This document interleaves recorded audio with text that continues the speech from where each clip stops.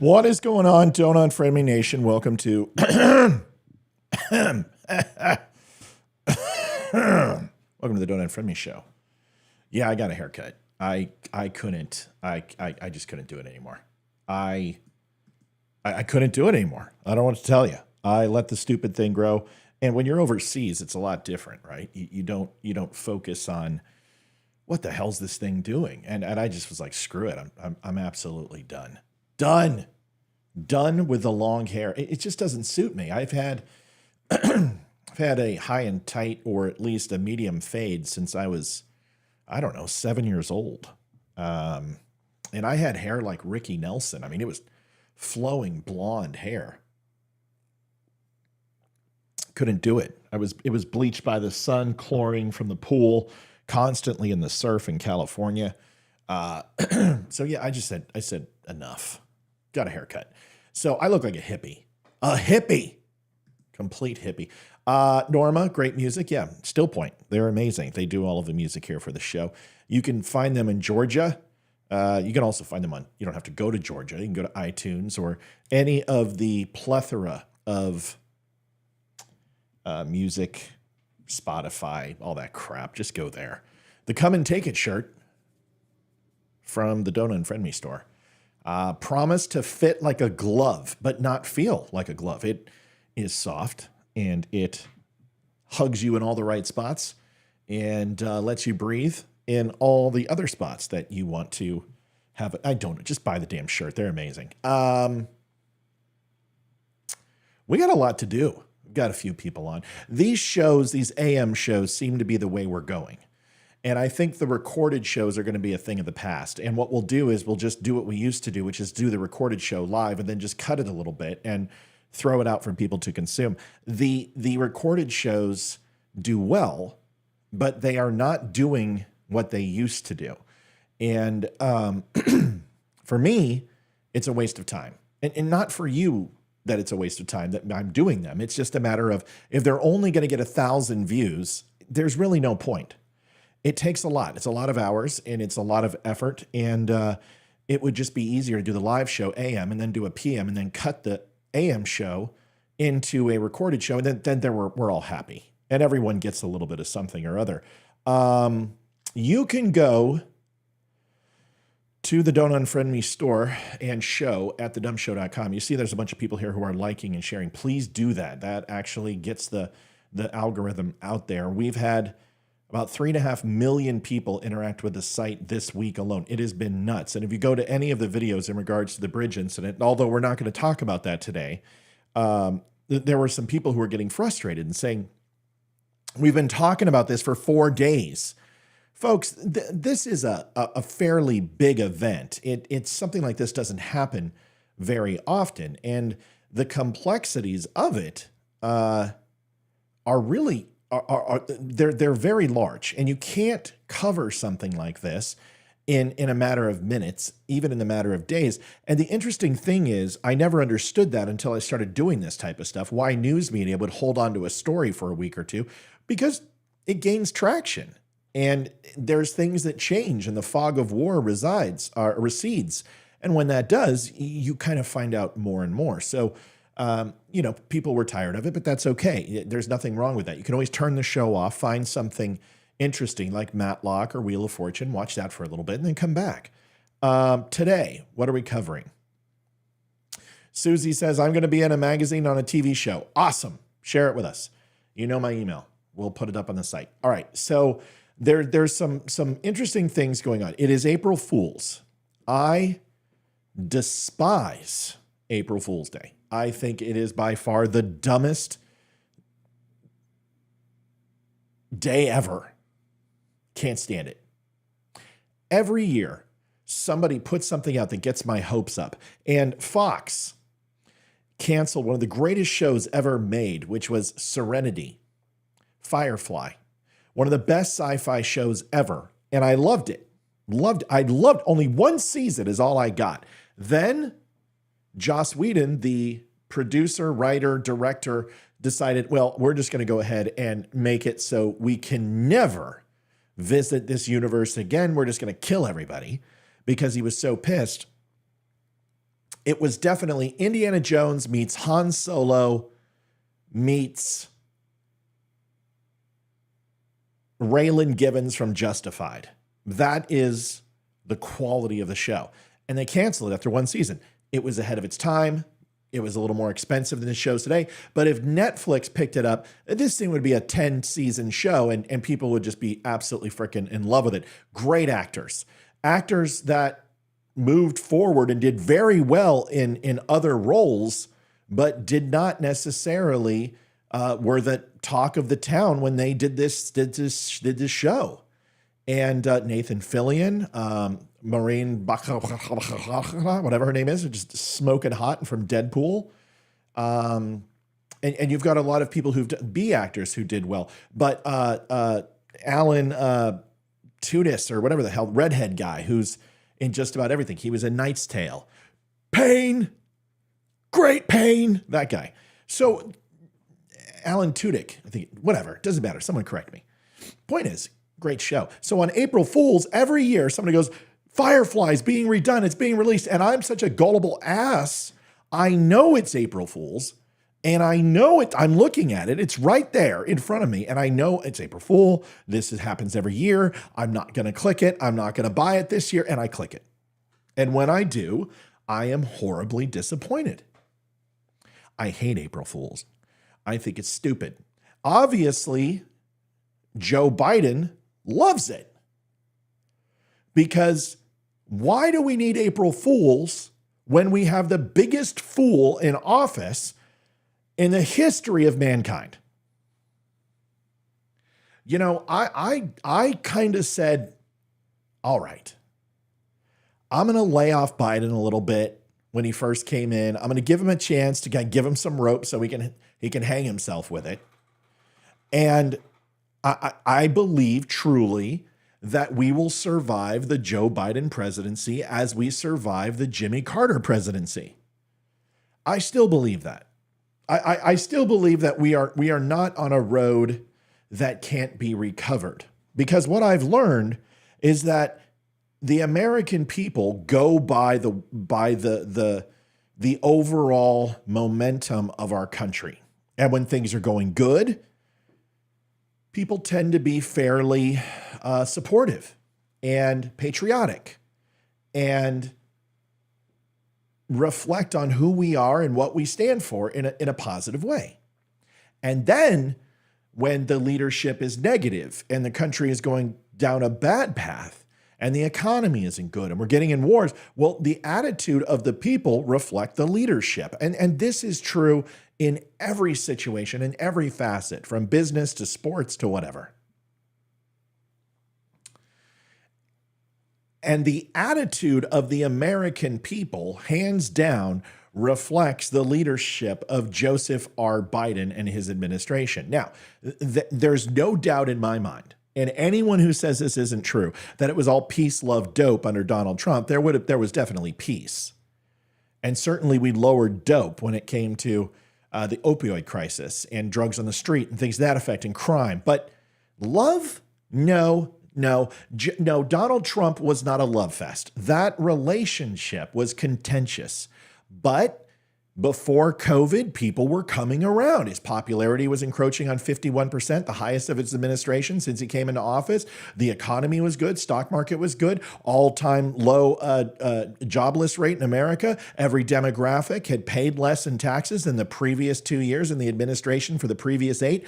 There were no wars. We were looking at, standing up and getting out of stupid things like the Paris Climate Accord, peace in the Middle East, the Abraham's Accord. 3 different countries in the Middle East had joined and stopped trying to destroy Israel. Iran felt the pressure with the sanctions. The Ayatollah and the Shah and the clerics were about to be overrun by the people as Donald Trump was dropping off iPhones and pamphlets talking about revolution, something that Iran's needed since 1970. I don't know what to tell you. Things were better. I understand there's some numbers that Joe Biden has that are good. That's fine. But nobody on the street is saying, I'm really doing well. Prices are fantastic. People are happy with their stocks and their 401k. I got a little news flash for you, people. When you said that the stocks and everything were indicative of the economy with Donald Trump, at least he had record low unemployment. At least inflation was in line. At least gas prices weren't going through the roof. At least you could go out and buy a steak or get a chicken for at least $10, maybe $12. Now, good luck getting a New York strip for anything less than $25 to $30. Give me a break. It wasn't better. We didn't build back shit, because if we built back better, he would still be talking about build back better. Instead, he went to Bidenomics. Now he's off of Bidenomics, and now he's just going to blame Trump. So let's stop pretending that everything worked under Biden. Let's stop pretending that everything was woe-is me under Trump, because that's not the case. We all remember. And yes, COVID took place. Yes, COVID happened. And we saw the bottom fall out. But if you're going to sit here and tell me that we weren't on the way to recovery from when we first found out about COVID and the closures and the horrible mistakes that Donald Trump did make, and yes, he made plenty, that we weren't on the road to recovery long before Joseph R. Biden graced his shadow across our country, give me a break. Because that's not what happened. You saw what happened. You saw the Fed. You saw interest rates get raised, 9 different times in a fiscal year? Never happened before. You saw commodities and stocks fluctuate up and down. 401ks finally stabilized. You saw housing market and prices go through the frickin' roof. You couldn't even get shingles for your house. You couldn't get nails. You couldn't get wood. You couldn't even get a toilet. You couldn't get anything. Businesses shut down left and right. They couldn't compete. Revenue went down. Margins went up. People were let go. People stopped looking for a job. After 6 months, they're taken out of the system, and you guys call it record job growth. Well, that means people are just not looking for a job anymore. 34 people liking. No way. Get out and like the show. You can't come in without throwing a like when you're sitting here and it keeps growing and growing and growing. You got to throw a like my way. You owe me at least that. I don't want your money. I don't want you to buy a shirt. I don't want you to subscribe to buying gold or beef yet. But what I want you to do is at least throw me a like. You got to do that. Or throw me a hate symbol. I don't care. But do something to show that you're alive and you're out there. Thanks so much. All right. So all of that, all the things that we could talk about, from the economy to the division in this country, to the world and geopolitical stage, to wars, to money going to Ukraine, to unbelievable omnibus spending that will not stop. I don't care about any of that today. Today, I don't care about that. Today, I want to talk about something to be completely transparent with you, and that is God.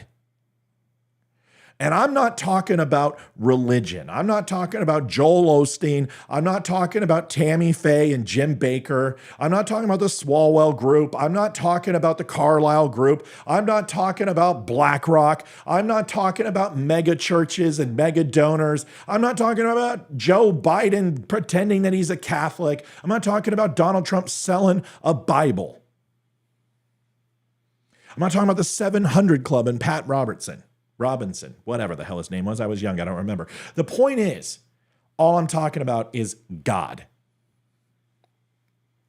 Now, you could sit here and say God is responsible for some of the worst things in society. And I will tell you, there is absolutely, without an equivocation, that is the biggest bullshit ever, pardon my French, ever spewed, ever. Yeah, I'm yelling today. I'm mad. I'm not happy. I'm pissed off, and you should be too. It's controlled emotion. I can be an intellectual and also be frustrated and mad at the same time. There's nothing wrong with that. You can't sit here out of one side of your mouth and say God doesn't exist, and then on the other hand, sit here and tell me that God's responsible for all the bad things in the world today. You can't do it. You just don't get to do it. You can't admonish the Easter Bunny and say the Easter Bunny doesn't exist and then go ahead and tell me that there is a plethora of dyed capsules left over that frogs and seagulls eat from all the eggshells, and it kills their small intestines, so therefore the Easter Bunny is responsible for killing animals on the planet after Easter. You just told me the Easter Bunny doesn't exist. How can the Easter Bunny be responsible? Who is responsible? Man. There is a very big difference between God and man. And for people who go ahead and associate religion with God aren't understanding the connection that people have. God is not responsible for any of this stuff. We are. Now, you don't have to believe. And that's fine, because my faith is questioned constantly. I have struggled with it. I have seen things in life that most people haven't, and I have my doubts. But that is between me and my God, and that has nothing to do with the church. And I certainly don't seek solace from a man to understand an omnipotent being. I look to the Word of God and what's in the Bible, and I do my best to live vicariously through him and how he lives his life, and I fail every single day. And so does everyone else out there. We have free will, and free will, we get to make the decisions that we want to make. And Joe Biden gets to make decisions. I get to make decisions. You get to make decisions. And then we have to live with those decisions. It has nothing to do with God. Because honestly, God doesn't bless America. I'm going to let you know, I don't know God. I've never had a conversation with him, but there is nothing in the Bible that says God looks at anything and dilutes people based upon anything other than if they are good or they are evil. That is it. Do you wear red, white, and blue? He doesn't care. Do you have 50 stars? He doesn't care. Do you love the New England Patriots? He doesn't care. Good, evil. That's it. That is the Bible. That's what it says. And that is all you are going to be judged on. That's my interpretation. Tell me I'm wrong. Now, whether you believe or not doesn't really matter. But what does matter is that a large percentage of this country, roughly 71%, can you believe it used to be 91%? Can you believe it used to be 91% of Americans believed in some other form of theology, religion, practice, second power, higher power, something? Now we're down to 71%, the lowest it's ever been. And I want you to remember a couple of things, because I am probably one of the most avid supporters of the LGBTQ community as a Republican and a conservative. Why? Because once I had kids, I lost the right to be a prick. when it came to this, because God forbid one of my children came to me and said, I'm homosexual or I'm a lesbian. And I say God forbid because if I had that feeling of I'm going to ostracize my child based upon the choices that they make in a free will society provided by the laws of this land and God, I can't look my little girl in the eye and say, you're an abomination. Thank God I don't do that. Thank God I've had the experience with the gay and lesbian community where I don't find them to be a threat to my lifestyle and way of existence because I'm not gay. And if my daughter or son decided to do that, I would love them and support them just like I do now. And I'm not going to put myself in that box. You can do whatever you want. I know what I'm going to do. So I'm the one conservative who will support transgender people. I'll support gays and lesbians, and I will give them all the respect that every other human being on the planet has. However, I will not allow you to enter my life and impact my children because you feel that you're misrepresented and your numbers aren't big enough and you want to start recruiting from the young population. Because if you tell me that's not true and you tell me it's not happening, you're lying. Because the numbers say you're full of it.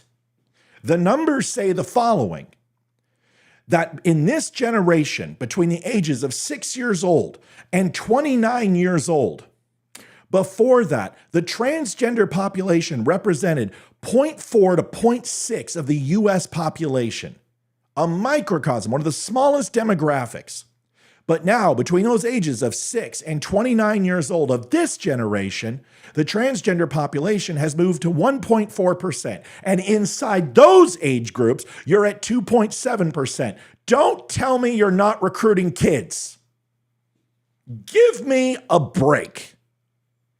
Because the numbers say you have times 10 increased the number of people based upon the younger generation. And you're like, well, Matt, it's a cultural shift.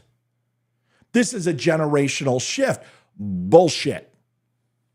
The gay and lesbian community, the LGB community, has been pushing since 71. Coors was flying rainbow flags in Colorado. How do I know? Because I went to the Colorado Buffalo football games. My dad would get a Coors beer all the time, and they were throwing rainbow flags then too.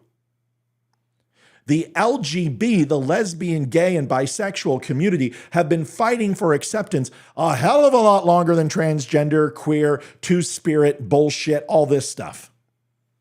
They are the fastest group, a marginalized group at the time, to be accepted in the general day society. You're looking at 214 days, including yesterday on Easter, that fell on Easter, where lesbians, gays, transgender, queer, BIPOC, two-spirit animals have a day of celebration. 214 days out of 365. If that's marginalization, then white people have a complaint. Because we are really tired of just Columbus Day and that's all we get. And that's for Italians. There is no argument here that the LGBTQ community is marginalized. You have parades, you are celebrated, you're in movies, you have equality, you have gender norming care. You have the ability to star in something simply because you're gay. You have affirmative action. You got all of this, and it took black people 400 plus years to even scratch the surface to what you have. You have no more reason to complain. This isn't hate. This is the truth. Whether you don't like it or not is immaterial. The lesbian, gay, and bisexual community are not huge fans of the transgender movement. I'm just letting you know. And the 17 different things on a flag. And now they're talking about bringing in people with pedophilia. Not everybody needs to be represented equally. I'm sorry. And I understand what you're saying, but the transgender movement, you can't sit here and tell me that this is the same as lesbian and gay and bisexual, because in the 70s, 80s, and 90s, when all this came up and you were begging for acceptance, all you said was, we just want to be accepted. This isn't a choice for us. This is in our blood. It's in our DNA. We were born this way. Please just accept us. And we heard that cry. And Christians finally said, you know what? You're right. We accept you. We don't love the sin, but we'll love the person. We don't condone what you do, but we do understand that all men and women are sinners. Let's start getting to acceptance. And we saw before any politician, before Obama, before the Democrats went on this, because they realized they're losing voting demographic, decided to bring in the LGBTQ community once it eclipsed 2.1% of our population. Then it became a huge voting base, and they sucked their blankety blanks to get them to come into the fold of the Democrats. Obama, Hillary Clinton, Bill Clinton, all of them before 2010 despised homosexuality, said a marriage was a man and a woman. They did not accept them. They did not go ahead and bring them into the fold. They did it for votes. At least Republicans stood up and had a reason because of Christianity, because of the teachings of Christ. Democrats just did it because of money and votes. Give me a break. Democrats are the power of the LGBTQ community. Give me a break. There's only one reason they did it. The same reason why Democrats do everything: money, power, and votes.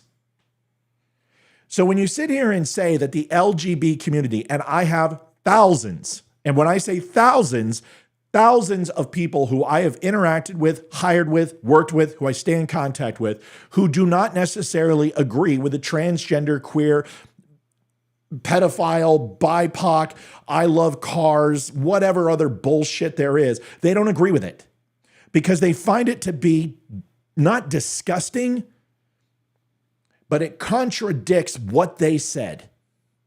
And the lesbian, gay, and bisexual community said, we don't want your kids. We don't want to teach anybody. We can't convert anybody. This is not a choice. We're born this way. Give us acceptance. What's happened now? It's been hijacked by a rogue element of people who have a very big problem with delusion, and they have completely dishonored what that flag stood for. They have put it into our schools. They have tattooed it on their body. They have used it to replace the flag. They use it to denounce Christianity. They do it an us versus them mentality. It needs to stop. It needs to stop. Because I'm telling you what's happening. What's happening is Christianity. This is what happens when power is replaced all the time. Let me give you an example. Suffrage. A lot of people say the first and second wave feminism didn't need to take place. I disagree with you. I am a first and second wave feminism. I love that my daughter is going to be able to go to work and not have some guy reach up her skirt. And in order for her to get a promotion, she has to accept it. I actually like the fact that women are paid the same as men. You just choose gender studies and liberal arts degrees more than you choose engineering and aerodynamics, whatever, astrophysicist, whatever the fuck you want to be, a brain surgeon, a neonatal nurse practitioner, chemical engineering, biologist. It's not my fault that you don't choose degrees that pay well. And when you look at the average, that's unfortunately the way it is. Men will go out there and run a crane. They'll go diving in the North Atlantic when the seas are 60, 70-foot swells. They will go down and they'll run piping for an oil rig. You won't do that, so you don't get paid for that. Unfortunately, that's the way it works. But if you look at the first and second wave of feminism, although it did separate from the family values, ultimately, it becomes a hell of a lot more realistic for a two-income family to raise a family. With the amount of inflation, there is no way most people can do single-family income. It's just the way it is. And if you don't have a mother and you don't have a friend and you don't have somebody who's willing to babysit cheap or give you daycare for cheap, it's really hard to raise a family nowadays. And that's the truth. But the first and second wave of feminism, although turned into something that wasn't positive and wound up being a man-hating overall attack on heterosexual alpha males, predominantly a certain age with a demographic, and castigate them as somehow being responsible for all the suffering in the world, is one of the largest misnomers ever. The third and fourth wave of feminism, once they got a taste of equality, then they didn't want that anymore. They wanted power.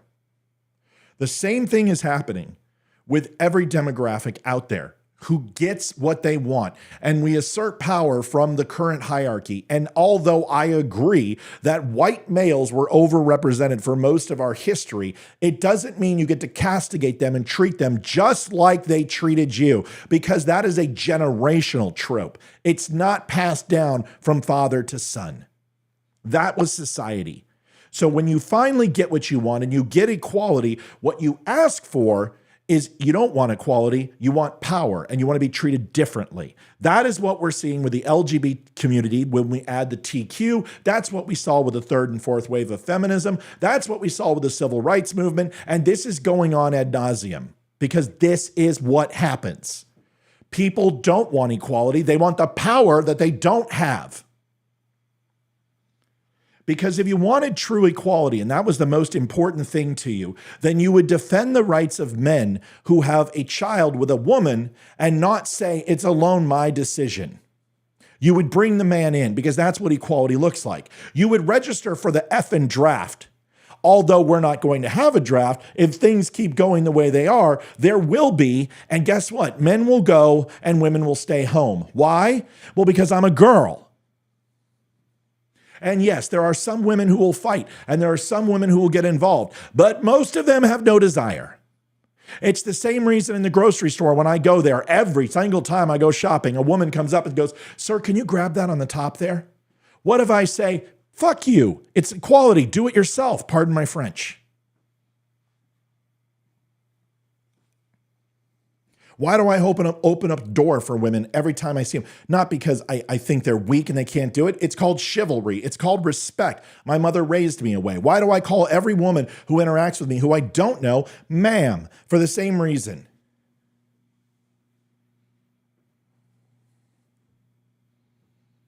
This whole thing is just a gambit to divide us. It's just a gambit to put men versus women, women versus black people versus gays, gays versus Chinese, Jews versus Gentile. And I am so sick and love and tired of it. I'm sick to a point where I can't even do the show anymore without feeling that everything I'm saying is just going to fall by the wayside.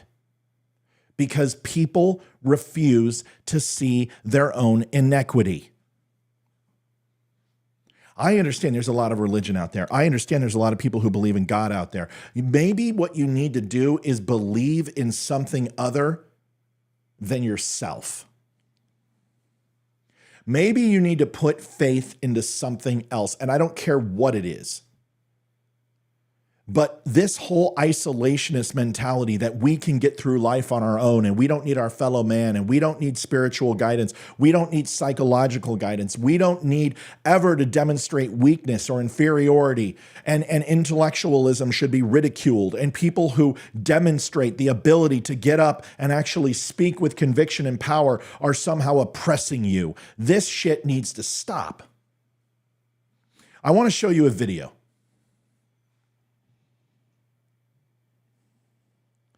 And all of it's tied in today. We're talking about squatters. We're talking about Easter Sunday. We're talking about the proclamation of Transgender Awareness Day, which, let's be honest, this thing has been around for 15 years and you didn't give a shit about it when Trump was doing it. We care because you did it on Easter and then you went ahead and condemned Easter rituals that take place. And here's the thing. We would love to see Jesus carrying the cross.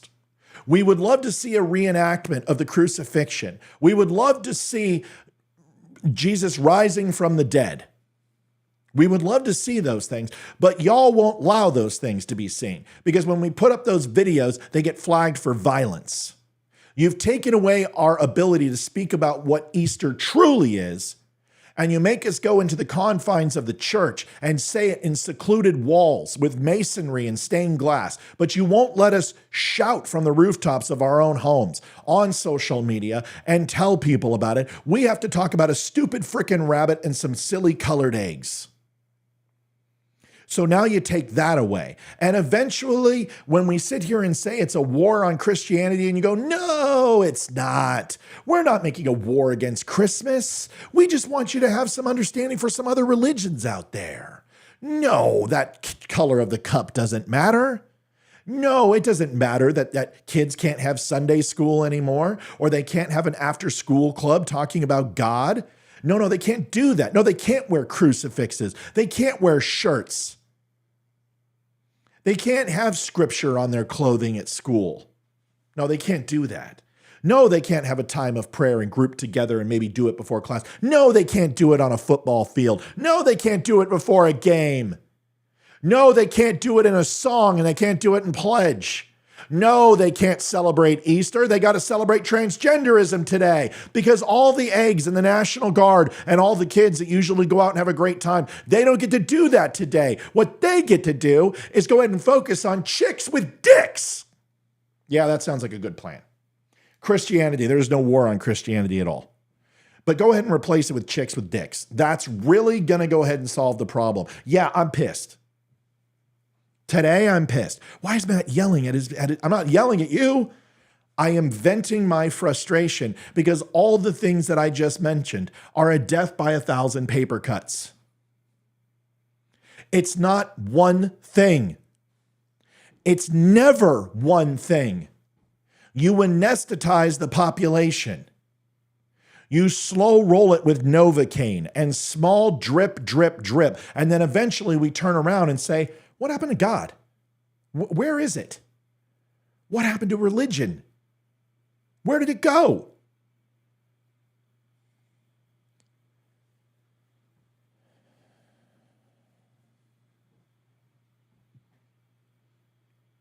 It's never one piece of paper.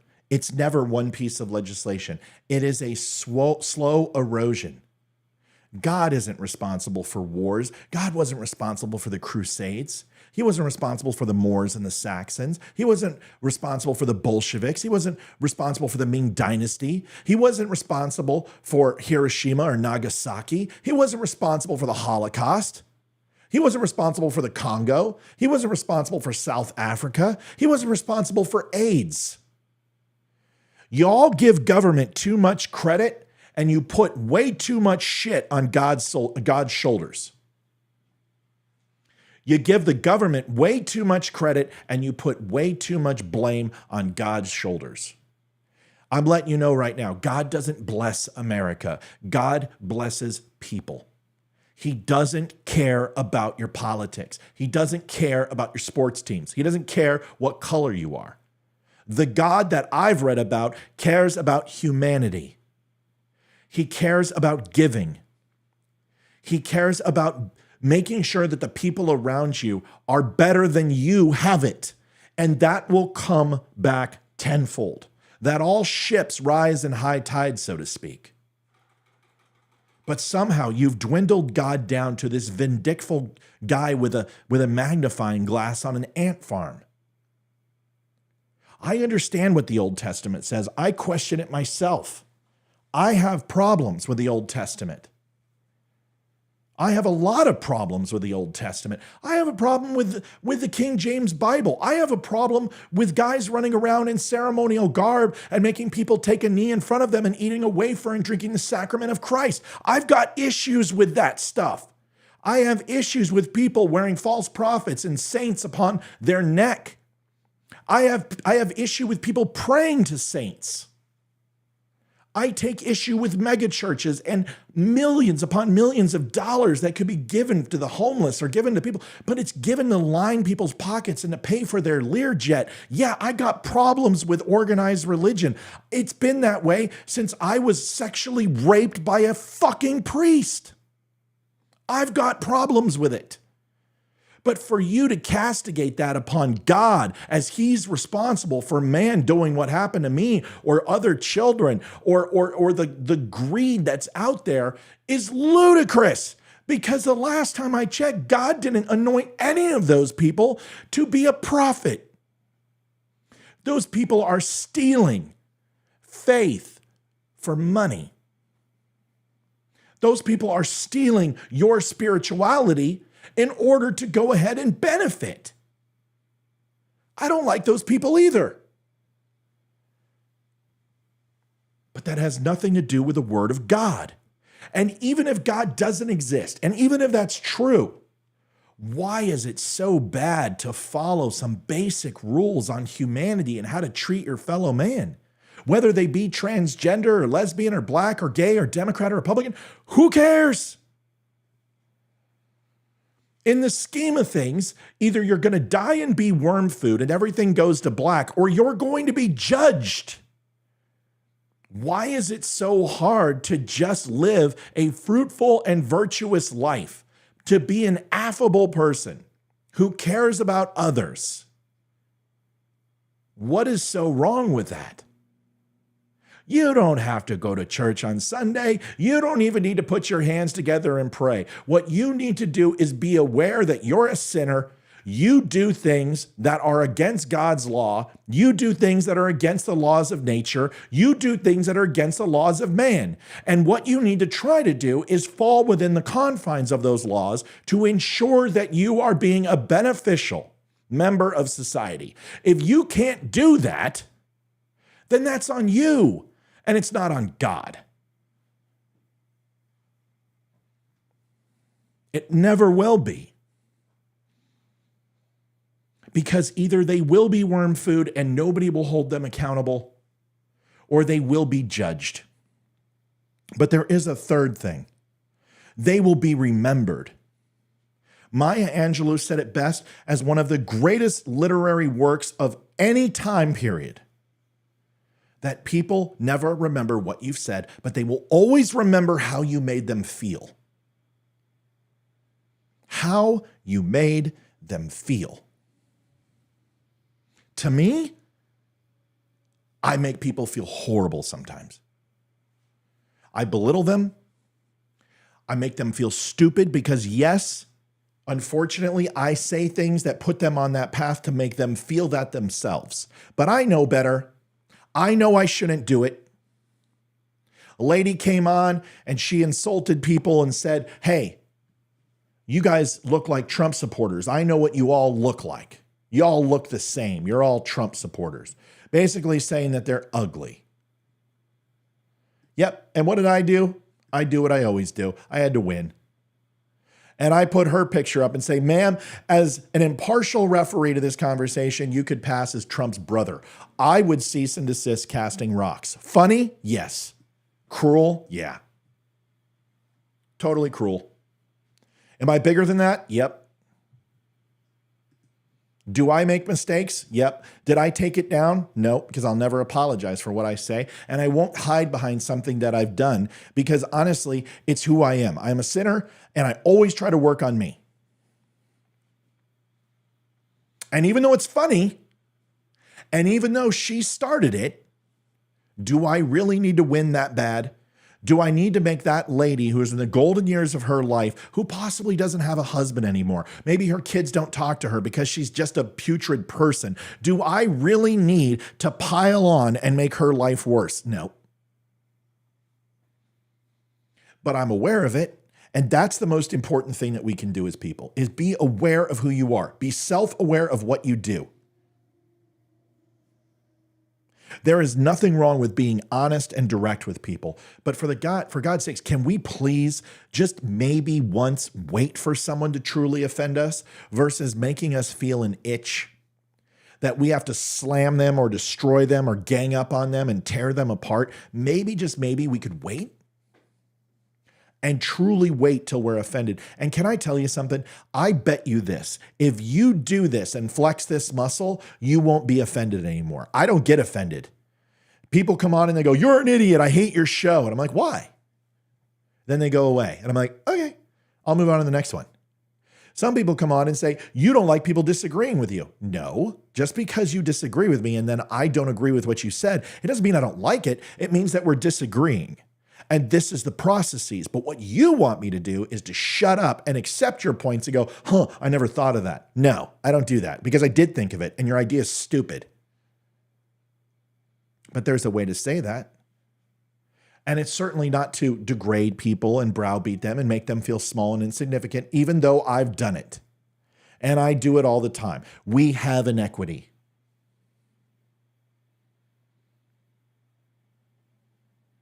If we can't sit here and say, I'm not perfect.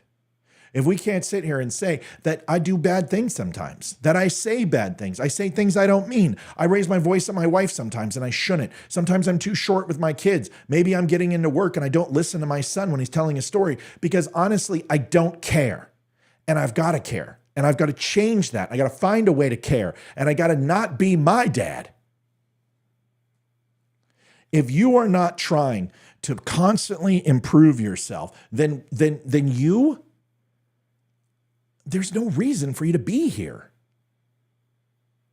If you're just coasting through life, getting to paycheck, and you're not interested in making an impact, if you're not interested in changing something, if you're not interested in touching another human being's life, then what is the point?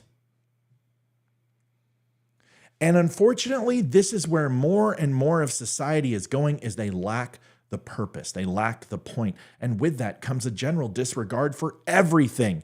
Their love, their income, their career, the people around them, their own self-worth. And if you don't care about anything, how can you love?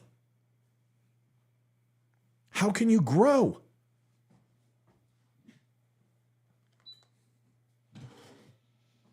How can you learn? Something's got to change. Something has to change. And I'm telling you, it's not everyone else. It's you. I get it all the time. You're wasting your time. Nobody's listening. Bullshit. People aren't listening. There's a lot of people listening. And although my numbers may not be Benny Johnson, I would rather take my message versus other people and not pretend that there's other people who are just feeding into the hate, who are feeding into the chaos versus trying to separate it. Now, I know what my page looks like. I know the memes. I know there's division. I know I go after Biden. I go after Trump too. I'm at least consistent. At least I call balls and strikes. This video right here is something that's been going around that has to be considered. There is a difference between being Christian and being a fool. There is a very large difference between the two. Being gullible and being a complete fool are not Christian. Christians need to learn to say no more. You need to stand up for your beliefs. You need to stand up for your convictions. But more importantly, you do not need to be guilted into doing something that is not right. You don't need to go ahead and give up your property for somebody because you think it's the Christian thing to do. You don't need to give up the food off your frickin' table so your family starves because you think it's the Christian thing to do. You don't need to give yourself to some frickin' priest or preacher or something like that out of mega church to make sure he gets his Mercedes payment while you can't even afford to keep your gas on. That's not Christian. That's stupid. With respect. There is a group of societal members who have no desire to, and they don't care what you feel. They will just as soon as kill you or piss on you or steal from you than they will to actually give you the time of day. You must be conscious of this. You must be cautious because this is coming and it's going to get worse. It's not going to get better. Lawlessness has taken over this country. The law no longer matters. The only thing that matters is power. Watch this video.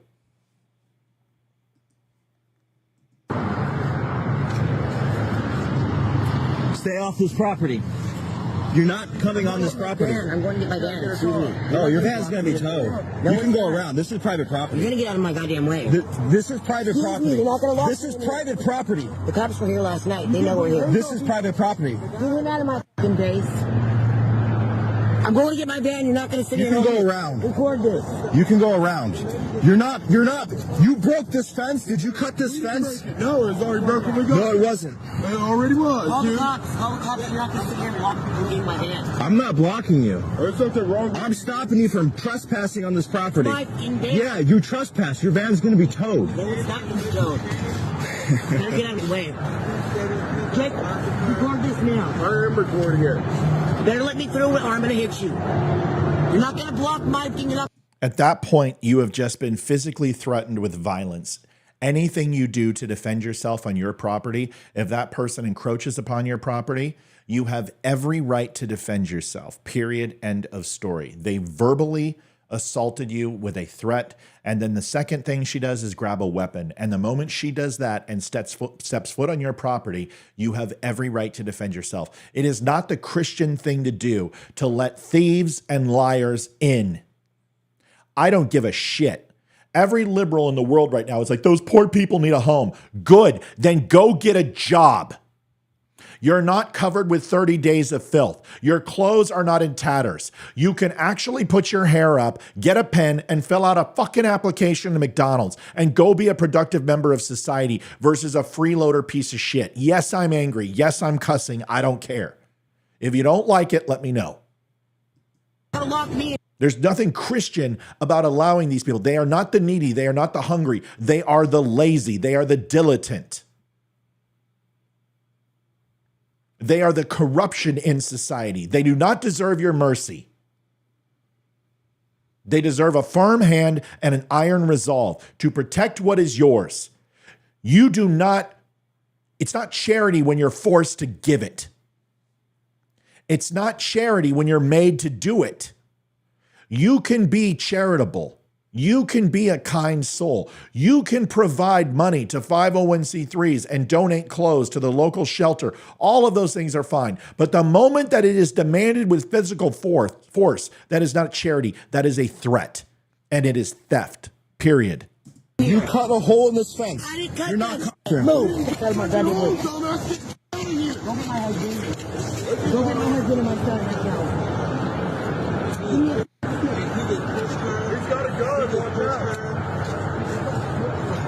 Get out of my goddamn. That is the worst decision that lady could ever make. Because I'm telling you right now, if I was in that situation, I would retreat on my property and I would draw my firearm. And I would explain to her, ma'am, I don't want to do this, but if you come closer, you're threatening my life and I will defend myself and my property. This isn't an F-150. This isn't your truck. This isn't your wallet. This isn't your cell phone. This is your property and they are encroaching upon it. They have broken in. They are absolutely 100% breaking the law. She has a weapon. She has demonstrated she wants to commit violence against you. You are within your right to defend yourself, period. Wait, you ain't Stay the back. Stay the back. Get the back. Get back. Get him out of here. You won't let me through, Will. He said, you won't let me through. Let me through. You can go. If you are a person who sits here and says that those people, I need to watch the whole video to make sure I'm on the right side. If you don't know what the right side is, then there's no hope for you. God forbid that day happens to you.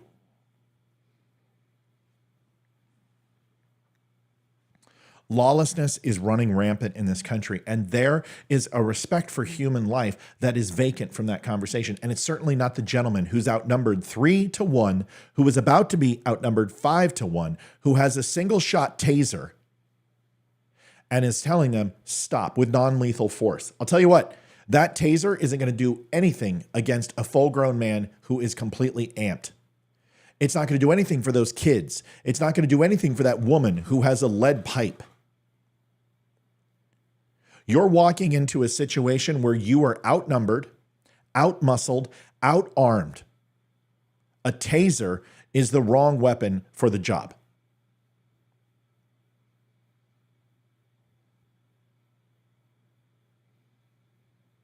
If you have people who have cut a hole in your property and are forcing themselves and have threatened violence to you, and you are outnumbered 5-1, that's what a firearm is for. I'm sorry. It is the greatest equality tool on the planet. It is the greatest weapon system on the planet. And although he does not need to fire on her, and it would take an extreme act of violence for me to do so, I have no problem breaking leather in that situation and letting her know, if you take another step, this will end badly for you. And that usually is enough.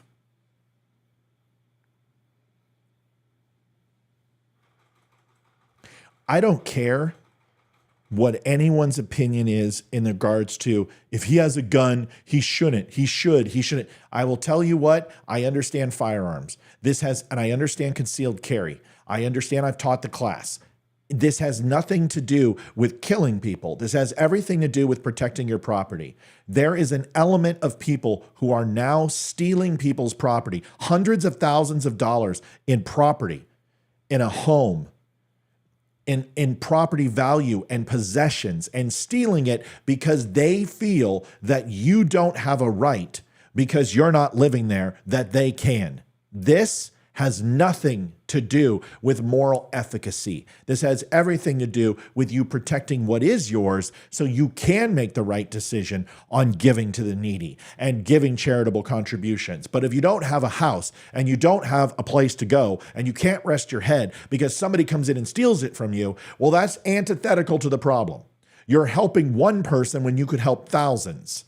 That person is doing more harm to charitable contributions and taking care of people because your taxes are no longer going to be provided to that city because you just lost the property and the bank is going to foreclose on it. So that costs more money for the state, it costs more money for the banks, and it costs more money for interest for people to get those loans. Things have an effect. It has causation. Correlation is causation. Although atheists will tell you it isn't.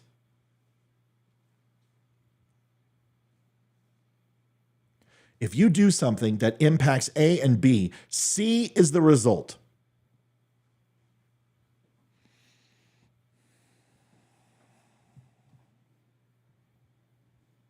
If someone tries to take your home, you have every right to defend it. That's it. There is no conversation.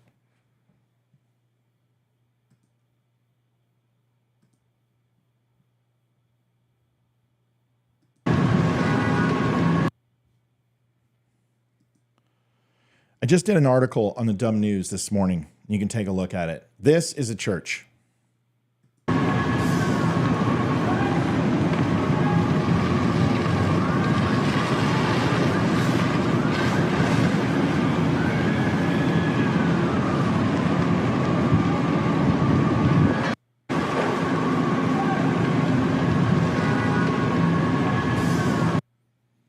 Now you might be saying, okay, Matt, churches catch fire.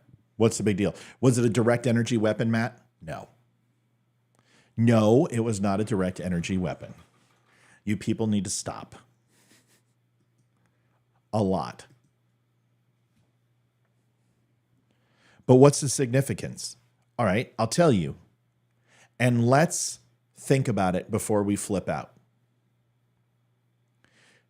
A trans person went in to an abandoned church. There was already a fire back in 2022. So it was abandoned and they finished the job. So I want to be, other people aren't telling you. You go to other places, the other conservative channels, trans person burns down church. Okay, I'm not going to play that game. I'm going to tell you the truth. Does that change the fact? Absolutely not. Is it still criminal? Is it still against the law? Could firemen be killed?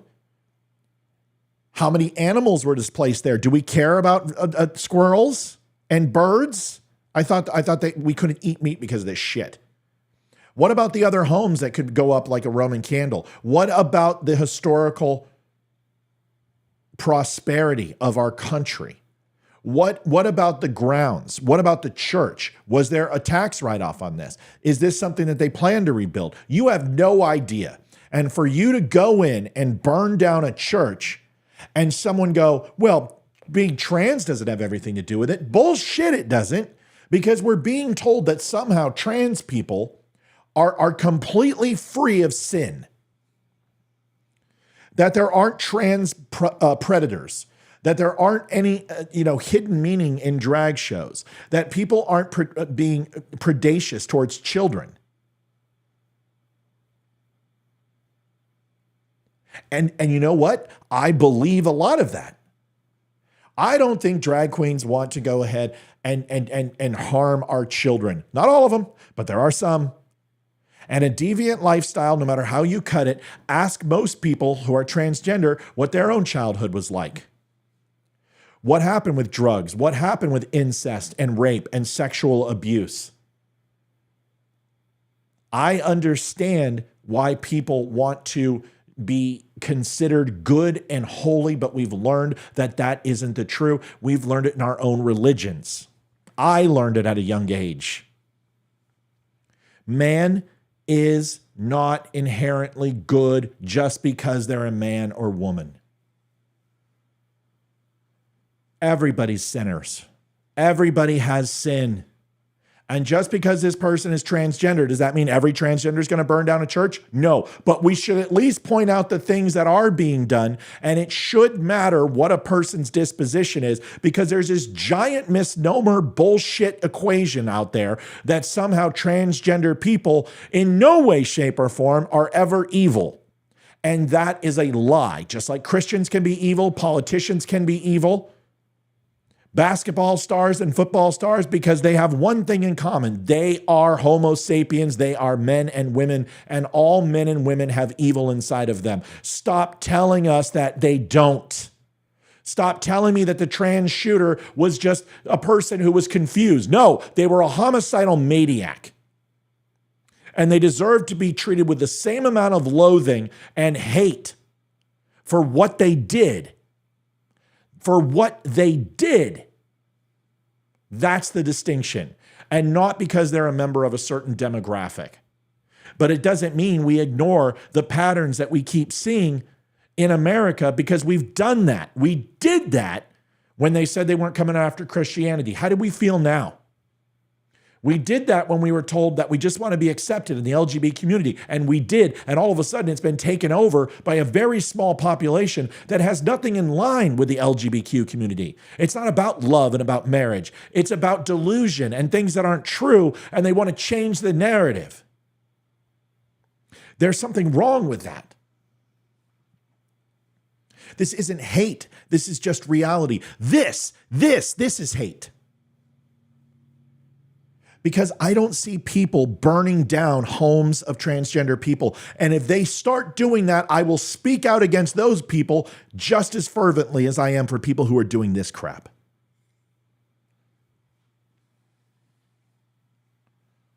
There is something very wrong with lying to people and telling them that certain things are okay when they're not. You would not tell an alcoholic to have a drink. You would not tell a drug user to do one more needle. You would not tell a person who is bipolar that they should go ahead and do something horrible to themselves. You should not go ahead and take somebody who is bulimic and tell them to throw up everything they eat.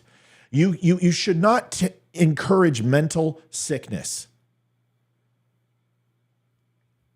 But you also shouldn't condemn people for it and try to belittle and destroy them. This whole thing about hating all transgender people simply because you don't agree with what they do is wrong. And it is absolutely wrong to sit here and hate Christians or hate people who are not like you, or have conversations with children about things you should never, ever talk about with children.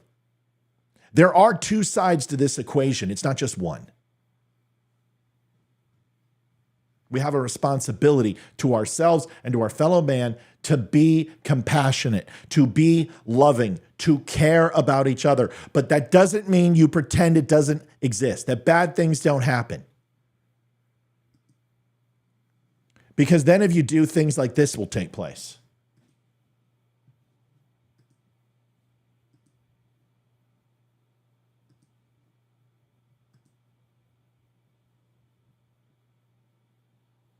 This is Charlie Kirk.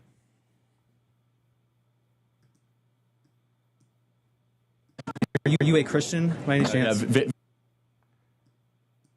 Everyone knows that Charlie and I have a little history. Charlie isn't aware of the history that we have, because Charlie Kirk doesn't even know I exist. He may. That's not true. He may. But it doesn't matter. I didn't like his Carrie Lake coverage. I thought it was horrible. I thought he completely lied to people for 3 weeks and didn't own it at all. More ballots are coming. No, they're not, dude. Every time he made a post, I contradicted it and said, here's the numbers. There's no way Carrie Lake's going to win. I called it 3 weeks before the election even took place. Maricopa County was not going to her, period. And it's theft. It's stolen election. Whatever. I don't care. Facts. I want facts. Charlie said, there's no way she's going to win. No, she's not. But Charlie doesn't even know I exist. I think Charlie's a bright guy. I don't like Charlie all the time.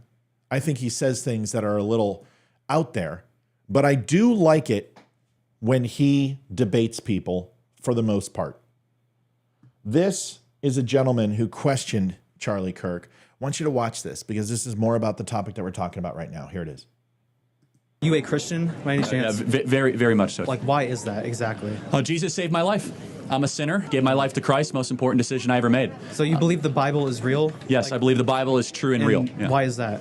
Well, I could give you the technical answer. There's never been an archaeological discovery that has contradicted the truth of the Bible. And then, of course, the wisdom. There is not a truth of the Bible that if you apply to your life does not improve dramatically. And then finally, we have the most accurate and transparent, historically robust account that one can have of the most important figure ever to live in the history of the world, Jesus of Nazareth. And the resurrection is the pinpoint of my belief. Charlie got a haircut too, and I got to say it looks pretty good because it looks just like mine. So there we go.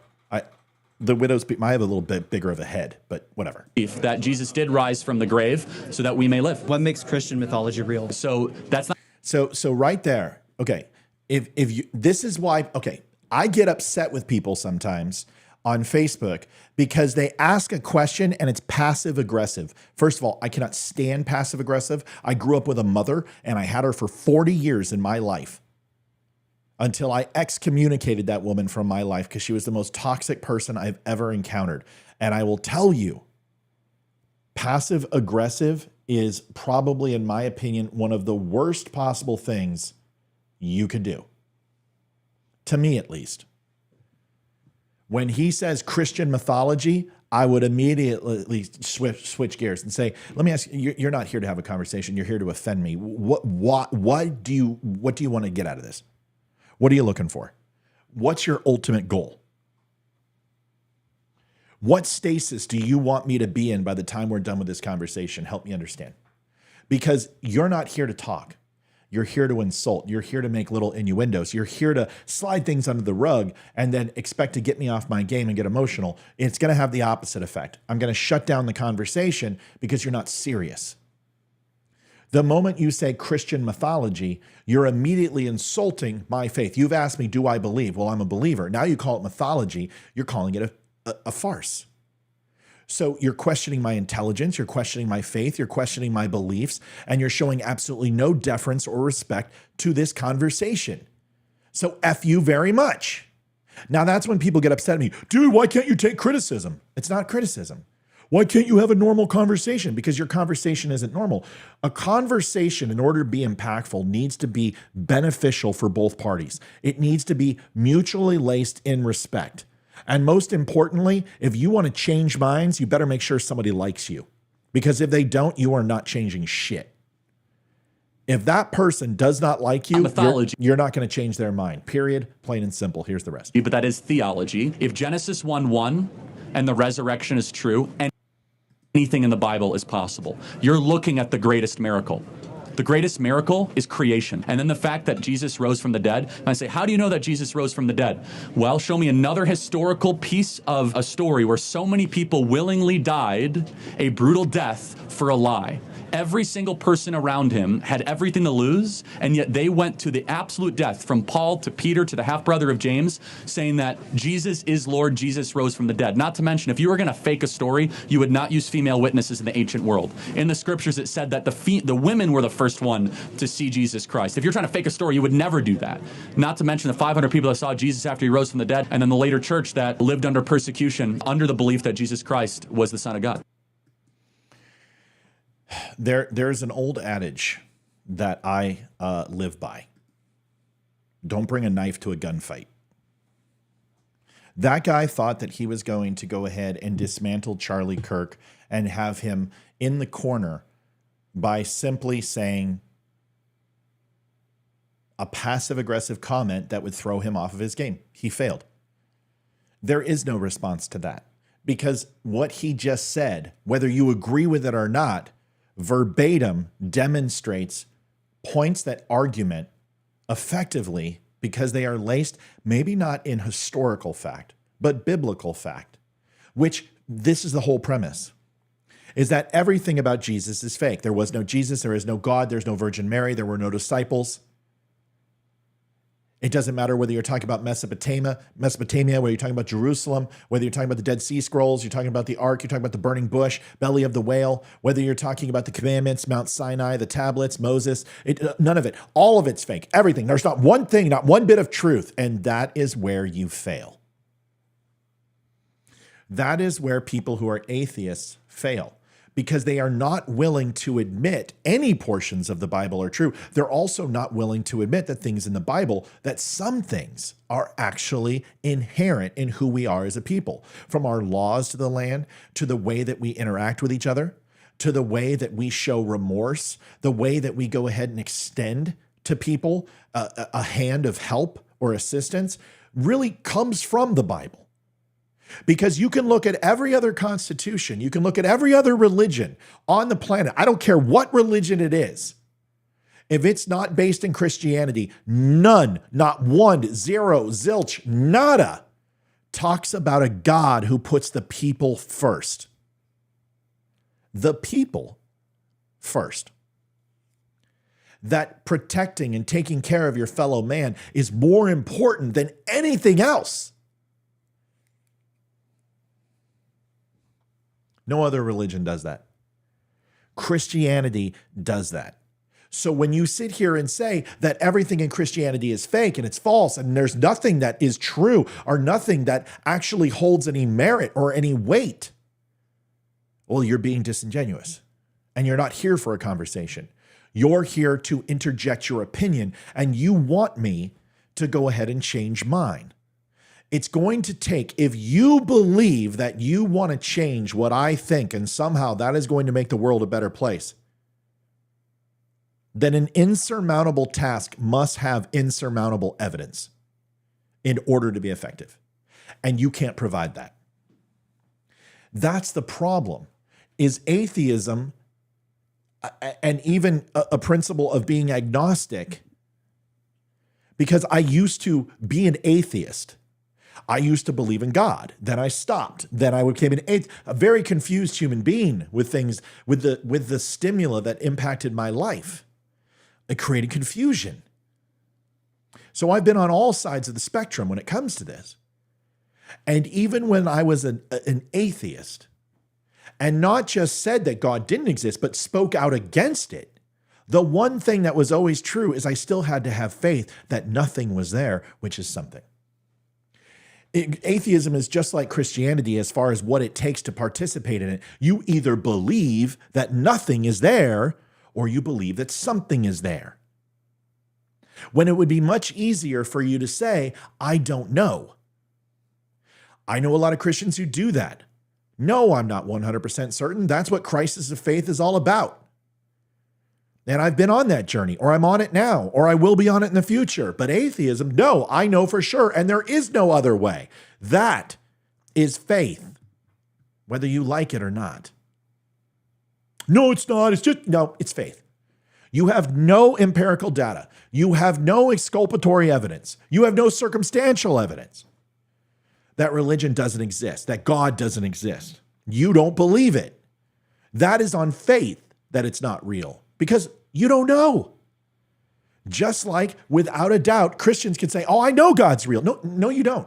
You believe God's real. You have given that faith to Christ, and you believe. There's nothing wrong with that.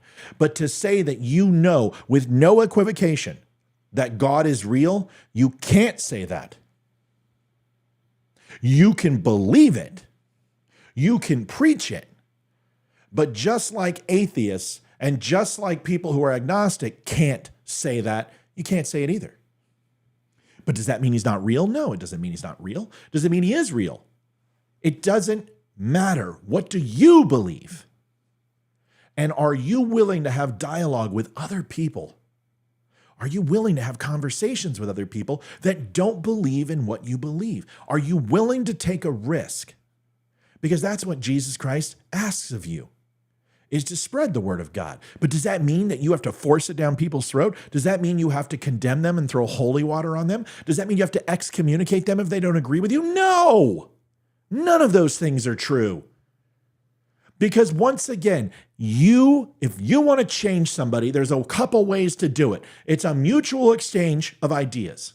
It is a common decency and respect for another human being. And lastly, you better make sure they like you, because if they don't, you aren't changing shit. Nobody is going to listen to a person that they don't like. So if you have not checked off those prerequisites, then you shouldn't be changing minds. You should be asking more questions. You should be building rapport with people. Kirk Cameron says it in a different way, which I have never let Kirk Cameron off of this. And if I ever interview him, I'm going to call him out on it. He's like, when it comes to religion, you have to circumnavigate people's intelligence. You have to go around it. What? I will never let him live that down. Ever. Never. You don't circumnavigate people's intelligence. You play to it. You encourage it. You stimulate that. Their intelligence is what's going to get you through. You just have to make an argument that actually resonates with their intellect. You don't go around it. Because you're not going to be able to, because smart people aren't easily manipulated. Try to manipulate me. Let me know how that works out. Try to get on here and call my show and you try to manipulate me. I want to see how that works out. I want you to see you circumnavigate my intelligence. Good luck. Let me know how that goes. We will have a firsthand account of what a verbal ass whooping will look like. You're not going to circumnavigate Charlie's intellect. You're not going to circumnavigate Bill Maher's intelligence. You think these people are stupid? They believe in what they're saying. So you have to come from an area that understands what they believe, first of all. And the only way you do that is ask questions. That guy's not willing to ask a question because he doesn't want the answer. Because he doesn't believe any answer that Charlie could possibly give him is going to be worth anything. That's the problem. If you want to impact somebody, find out who their hockey team is. Find out what their favorite food is. Find out what commonalities you have. Build rapport. But if you think that I'm going to change your mind in one show where you're going to take my word for it, no, it takes years to build credibility. And that is the one thing I have, and I will put against any of these other talking heads. I'm credible. My people who follow me know I don't lie to them. I don't bullshit them. And when I say it, 99.9% of the time it comes true. Why? Because it's already true. And I don't give you something that isn't to get a click or to get you to subscribe and buy gold from me. The Wright brothers are fantastic at this. Go watch their show. I'm glad I got a downvote. Thanks for downvoting. I don't like the fact that you didn't come in and actually say something because you represent 0.001% of all the people on this show who have given it an up, a laugh, a heart, little tears, shock. Who's the one downvote? Who are you? Have some courage. Come tell me who you are. It's not that I don't like Kirk Cameron. I'm just saying, circumvent your intelligence. Give me a break. Last thing. You guys had a chance to see the article over on the news, I hope. The DUM News. If you haven't, go see it. Go read it. It talks about this next one. Yesterday, Joe Biden declared a proclamation recognizing transgender people on the 31st. It just happened to coincide with Easter. To be transparent and honest, because that's what I like to do, this day has been here for 15 years. You didn't care about it at any other time. You downvote on YouTube. You can give me an unlike on YouTube. That's okay. It's probably an atheist. He's butthurt. It's all right. That's how you do it. It's okay. I got plenty of likes. We're crushing today. Crushing this show. Few hundred likes. It's been seen 2,700 times, 130 current viewers over all channels. We're ready to push 200. No, we're doing fine today. I'll take it. Listen, these AM shows aren't even scheduled and we're doing well. All right. I want to explain to people why people are pissed. It's not that the LGBTQ community doesn't already have enough days to celebrate. I mean, we've got HIV Day for transgender. We got HIV Day for lesbians, HIV Day for gays. We got transgender pride. We got BIPOC pride. We've got, whatever, 214 some odd days. My God. 15 years, Emma. That's 15 years, 2009 from 2024. It's 15, right? Right, 15 years. By the way, folks, I haven't asked, and my mods are going to get on me. If you like the show, you can go to thedumshow.com, and there's a little button that says donate. You click that, you can go to PayPal, and you can give something to the show. We don't work off, we're not paid by the RNC, the DNC, or any of the thing like that. You can find all my taxes online. We make money off ad revenue, t-shirt sales, stuff like that. I only push it usually at the beginning and the end of the show. It's something that is pretty simple. If you want to help out this show, it continues to keep the lights on. My wife and I pay for all of this. You can go to the Dumb Show. Please do me a favor. Give to Veteran Group first. Make sure your family's taken care of. You guys got a nice dinner. You got a good thing going on. You guys are happy. Maybe you got a sports tickets or a movie night. Once all that's taken care of, if you have anything left and you want to go ahead and throw some our way, go to thedumbshow.com and do that. Or you can go to linktapgo/thedumbshow and you can donate right now and your name will pop up and you'll get some accolades, okay? We appreciate it. We love you for it, and thank you. All right. Let's get to this. This is Governor Whitmer from Michigan. And we don't care. Oh, hold on. Artie, where's Artie? What did Artie say? Amy, what did he say? Is that Artie? Is that the downvote guy? Here, let's find out. Let's see what Artie says. Artie. Okay. Oh, here we go. Artie says it is a mythology, just like Greek and Roman mythology. Okay. Artie says, you do understand that the only reason Christianity spread was because early Christians slaughtered anyone who would not repeat the story. Yeah, it's ridiculous.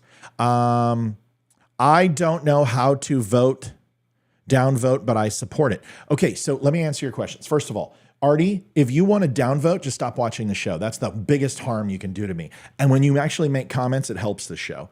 Second, you made a comment that Christianity, in order to spread, they slaughtered everyone who didn't believe in Christianity. Give me some examples. Was it when the Christians were actually slaughtered by the Romans? Were the Cossacks in Russia when they killed Christians? The persecution of Christians and the Moors and the Saxons, was that also? Now, I'm not going to sit here and say that the Christians didn't do that. Predominantly the English, who used faith to go ahead and wipe out entire civilizations of people, that did happen. But can you please tell me in the United States of America, modern day Christianity, how we went through and we decimated populations of people since the birth of our country? Please tell me in the last 250 some odd years that we've went and wiped out an entire group of people in the name of Christianity. Please let me know. I can give you one. Native Americans. Absolutely 100%. Without a doubt.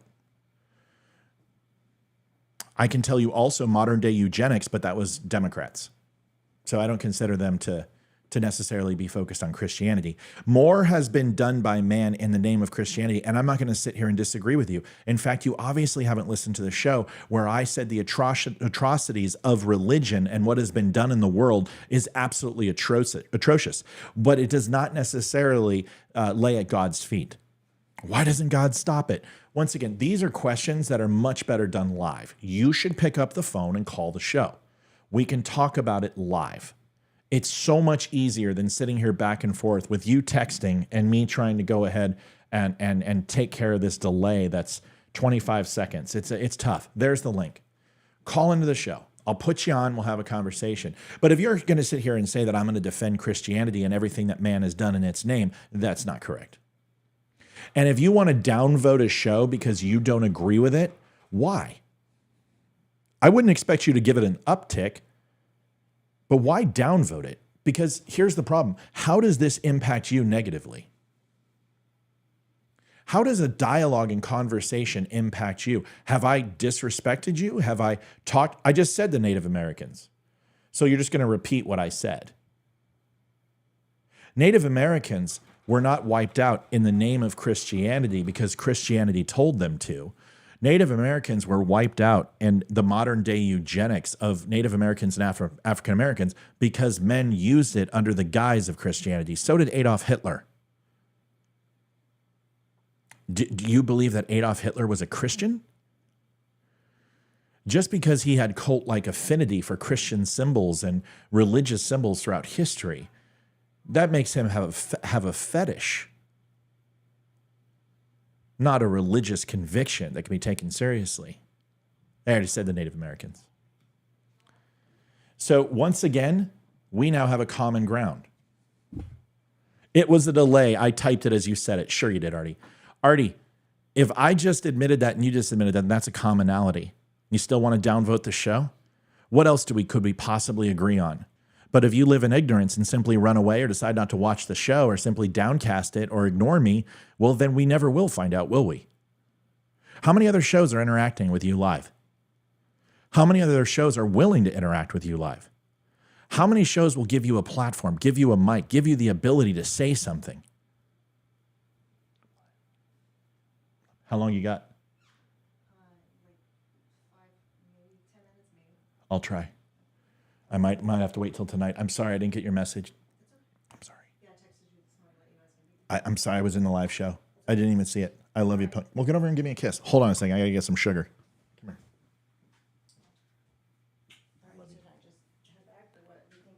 here.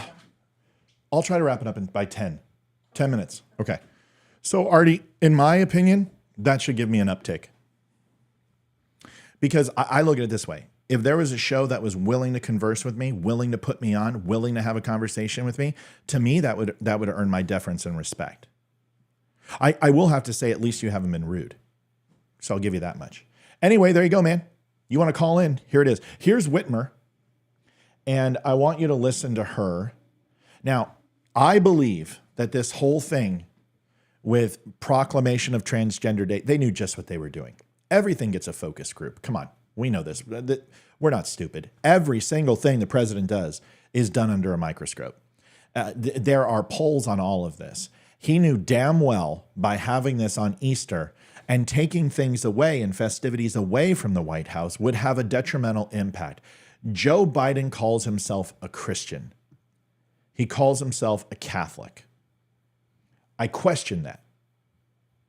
And although he has every right to celebrate any way that he deems fit, and he can set whatever precedent, he's reflecting that he is not a representative of the people. He is a representative for a small group of people who ultimately will give him votes. Listen to Whitmer here. American than living your life the way. On Trans Day Visibility, my message is simple. I see you and I've got your back. There's nothing more American than living your life the way you want to live it. And that's what today's all about. It's about embracing who you are and being proud of it. Right now, there are efforts underway in other states to criminalize the trans community just for living their lives. These hateful laws and bills lead to real harm, ranging from bullying and harassment. Lead to real harm. Guys, leave Artie alone. We don't need to insult Artie. We don't need to call him a pusillanimous. He was very respectful. He disagrees. Who cares? Let him have his opinion. Artie has done nothing to offend me. In fact, I probably would have a good conversation with Artie. I think Artie would be shocked at how much we agree. He has every right to say what he wants. I would downvote the show. Okay. That's all right. There's nothing wrong with that. He can. I just wanted to know who would do it. I got one guy who wants to do it. But what's interesting is Artie's listening at least. He's still here. Let's be nice to people. There's no reason to attack him. He's done nothing to offend me. Okay? Let's listen to the rest of this. Okay? Leave Artie alone. To outright violence. As governor, I'm focused on making Michigan a more welcoming state where anyone and everyone can build a great life no matter who they are. And that's why we have taken action to expand civil rights protections for the LGBTQ plus community. We will continue fighting for visibility and equality because that's what we believe. And you should have the freedom to be who you are and be loved for it. No matter what, I got your back. You know, here's the thing. Whitmer says the right thing, but she excludes a group of people in order to achieve it. And let me explain this, okay?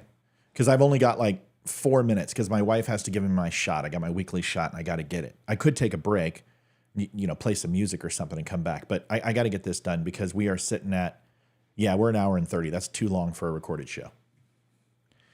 It's not that Whitmer doesn't believe the right things, because I do believe that transgender rights are human rights. I absolutely believe that with everything in my soul. And I would stand back to back with a transgender person and a group of people that were trying to hurt them based upon how they want to live their life. I would defend them to the death, because that's the oath I made to this country. And I believe that with all my heart.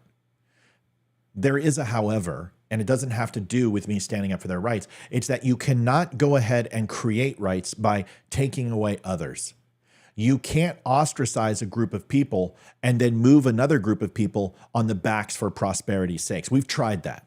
It doesn't work.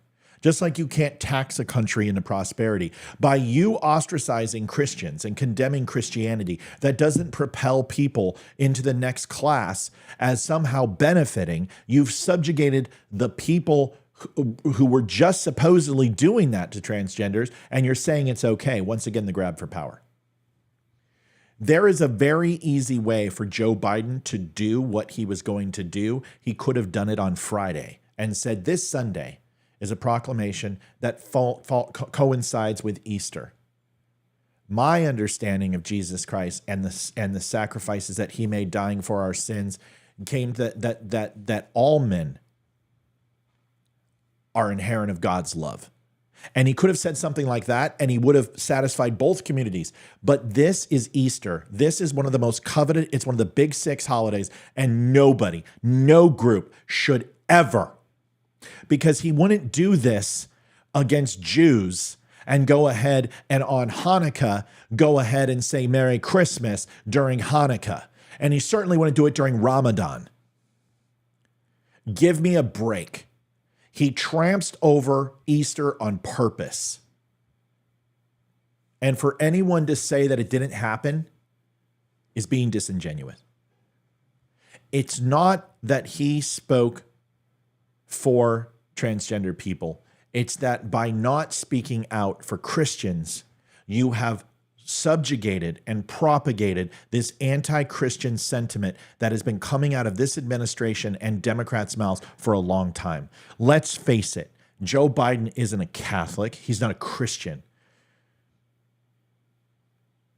He's an ambulance chaser, and he's an opportunist. And Whitmer and all the ones like him have no desire for unity. They have no desire for equality across all people. They believe that the time and place for Christians in this country is over, and it's to be replaced by DEI woke bullshit. And all it is a transfer of power. For one, I don't agree with it. I appreciate her sentiment because I agree with her wholeheartedly. Every single person deserves the right to life, liberty, and the pursuit of happiness. I believe that. Not only God's law, natural law, but the law of this land. This is only to divide. This is a gaslighting tactic. And by ostracizing Christians and by not recognizing Easter and by not actually putting it forefront and allowing something else to overtake that in the news cycle is just another slap in the face to Christians everywhere. And here's the thing. We remember. We vote. There's a lot of us. There's a lot of gun owners. There's a lot of Christians. There's a lot of Trump supporters. And we have a very large demographic in this country. And we represent almost 71% of the United States. I would be very cautious to continue to alienate groups of Americans based upon your ideologies that we do not share. You are not the spiritual leader of America. You are not the moral leader of America. You are not a leader at all. You are the president of the governors. You are the president of the state. And there is nothing worse than when people say the president of the United States is the president of the people. No, he's not. That is the legislature. That is the Senate. That is the mayors, the gubernatorial, the city council, the county clerks, the sheriff. Those are the leaders of the people, but only as elected officials. You're still not a spiritual leader. You're not a moral leader. You're not a leader at all. You're an elected representative that has been hired to speak with my voice, you egotistical, pompous sons of bitches. I think it's high time that we help them remember this, help them understand that they are not our leaders. Our leaders are our parishes, our mayors, the local sheriff, the neighbor, this family store down the street that's been there for 6 generations, whatever it is. Those are the people who lead. It's about time they learn that they need to follow the American people. Folks, if you like what you heard tonight, you thought it was a good show, or this morning, please do me a favor. Give us a like, share, and follow. Go out there and pound that like button out in front. Share it with your friends and family. We're going to be back at 7 o'clock tonight. This is our AM show. We'll be back on our PM show shortly. Do me a favor. Give us that like, follow. Go to thedumshow.com. And if you haven't had a chance, please go and pick up a cool shirt. We got the Come and Take It shirt. We got a bunch of clothes over there, coffee, books, all sorts of stuff. Stop on by The Dumb Show. All veteran owned. 10% goes back to the Travis Manion Foundation. Use code DUM10 and save. But you can also donate to the show. It keeps the lights on. See you at 7 o'clock tonight. God bless. Thanks for watching. We'll see you soon. Thanks for listening to me. I'm always humbled that you do. And for the ones that don't like it, come on back. Maybe I'll change your mind next time. Artie, have a good night. God bless whether you want to or not. See ya. Adjusting transmitter output.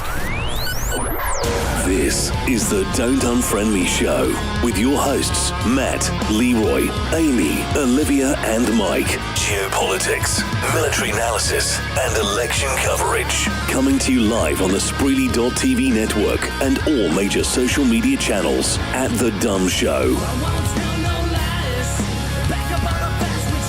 Honest, direct, unfiltered. We can agree, we can disagree. Just don't unfriend me.